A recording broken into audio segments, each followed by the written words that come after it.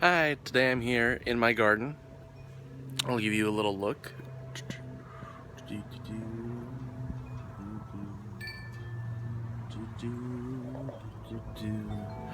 To do Amy's Tea book tag. She tagged me in it. It's taken me forever, but I'm finally doing it. The original can be found on From the Dusty Bookshelf. I'll put a link down there somewhere. So, in honor of the tea, the teeness, the teosity, I'm drinking some sweet tea out of a really big glass.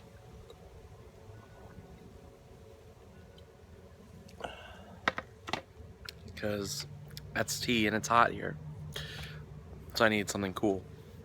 Alright, so the first one is a double Bergamot Earl Grey.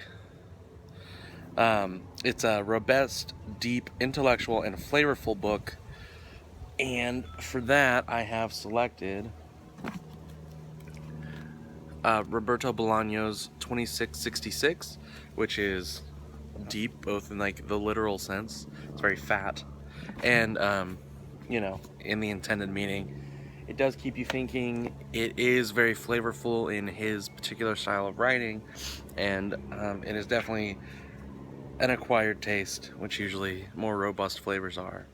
The second is Tim Horton Steeped, a book you read on the go and that you come back to again and again, which, this guy comes up in basically every list that I make, so I was going to find a way to work him in here. And at number 2 is Ernest Hemingway and The Sun Also Rises. I've had to read this book like 5 times for different classes throughout my college experience, plus a few times of my own, and it's usually, carrying it back and forth from class, and it is my on-the-go book. Number 3 is Meyer Lemon, a tangy, fast-paced read, gone before you fully savored the flavor. And for that, I picked a book that I've just recently read and that I'm going to review soon. It's In Praise of Shadows by Junichiro Tanizaki, who's a Japanese author.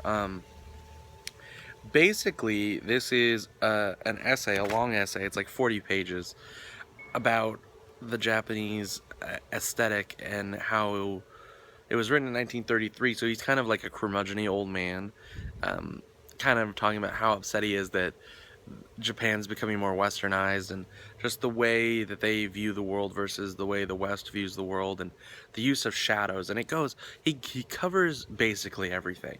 He goes from talking about building a home and the way the kitchens are designed to bathrooms and specifically like toilets, and then he starts talking about like kabuki theater, and then he talks about light bulbs and women and all sorts of things. But it's this beautiful winding essay, and he says a lot of really interesting things, but it's so short that you wish it were longer, or that there was more. But it's a really quick read and fascinating. Okay, number 4 is Chamomile Lavender, a relaxing, calming late night read, which for me is Robert Frost's poems. This collection I got from a friend of mine. And I keep it by my bed on my little nightstand, and I don't really read it front to back or anything. I just kind of just read one here, read one there before I go to bed, and it's really soothing and gets me comfortable to sleep. Number 5, Lady Grey, a smooth, subtle, classic book, perfect for a serene winter morning. I literally just finished this book for class, and it fits that description perfectly, and that is Snow Country by Yasunari Kawabata, which is another Japanese classic that I had never heard of. But it is set in Snow Country, and the whole book is the most subtle, delicate, wintry book I've ever read. I'm going to do a review of that too, but you'd have to read it to understand, but it is perfectly fits the description of subtle and serene winter. Okay. So number 5 is Orangepie, a popular novel everyone's read. And I picked a book that everyone has read, but I hate. And that is The Catcher in the Rye by J.D. Salinger. So please, if you could just funnel all your hatred into one like comment thread for my dislike of Salinger and this book. God. Anyway, the next one, number 7, is English Breakfast, a British classic. I debated, I went back and forth here, and I ultimately went with this one, The Pickwick Papers by Charles Dickens, because it's the only Dickens I own, and I haven't finished it, but from what I have read, it is super British, and Charlie D is a classic British writer. Then we have Canadian Breakfast, a title that tastes a little like English Breakfast, but reads like the New World. So an early Canadian or American classic. I don't own any early Canadian literature, so I went with The Scarlet Letter by Nathaniel Hawthorne, which is kind of early, but definitely has like the flavor of like those British kind of texts. Then we have Green, a healthy book that feeds your mind, and I went with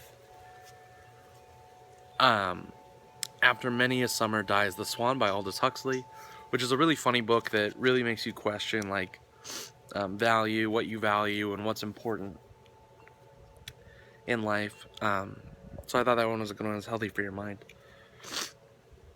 And then finally, Ice, which is my favorite. And basically what this is.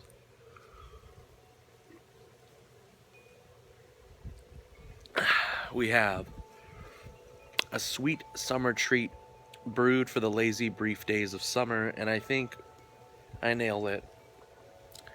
Leaves of Grass by Walt Whitman.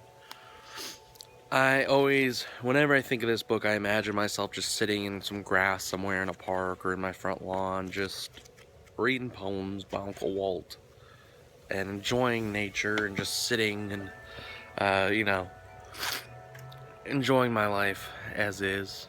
So I think that one's perfect for that. So that is my version of Amy's Tea Book Tag.